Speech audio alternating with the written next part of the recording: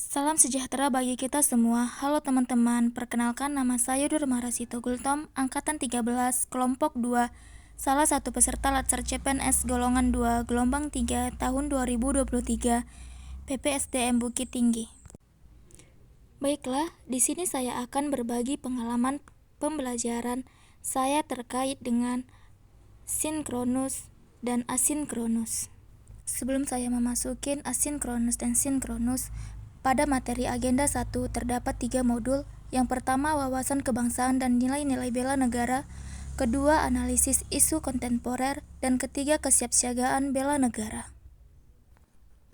Apakah itu sinkronus dan asinkronus? Sinkronus learning adalah pembelajaran yang penyelenggaraannya dilakukan pada waktu yang terjadwal, dilakukan dengan komunikasi langsung atau tatap muka secara virtual. Media pembelajaran yang digunakan meliputi video call, virtual meeting, dan chatting. Seperti yang sudah kami lakukan kemarin, di sini ada beberapa contoh metode sinkronus yang telah kami lakukan, yaitu via Zoom meeting, pembelajaran materi oleh tutor, dan diskusi tanya jawab. Sedangkan metode pembelajaran yang kedua adalah asynchronous learning, di mana asynchronous learning adalah pembelajaran yang dilakukan secara daring tanpa terjadinya komunikasi dua arah, di mana peserta pelatihan belajar secara mandiri dengan tugas yang bisa diakses sendiri tanpa kehadiran pemateri. Berikut beberapa contoh metode asynchronous learning, di mana kita bisa mengakses modul pembelajaran yang akan kita laksanakan menggunakan HP atau laptop.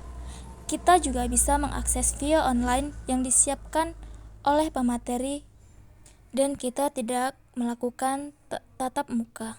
Dan sini juga saya mengerjakan tugas yang diberikan oleh pemateri dan dikirimkan melalui via online. Nah, dari kedua metode pembelajaran sinkronus dan asinkronus masing-masing memiliki kelebihan dan kekurangan, di mana kelebihan sinkronus 1. Belajar menjadi aktif dan interaktif. Yang kedua, dapat mengajukan pertanyaan secara langsung kepada pemateri. Yang ketiga, mendapatkan materi maksimal dari pemateri. Adapun kekurangan dari sinkronus, yang pertama itu adalah waktu yang terbatas dalam menerima pembelajaran.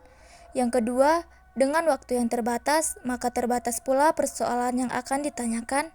Dan yang ketiga, akses internet yang terkadang kurang stabil dapat mengganggu pembelajaran.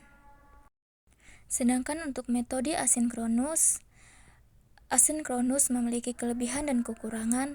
Kelebihan asinkronus yang pertama itu adalah mendorong peserta untuk belajar mandiri dan fleksibel serta dapat dilakukan dimanapun dan kapanpun. Kedua, peserta dapat belajar sesuai karakteristik sendiri karena bersifat individual.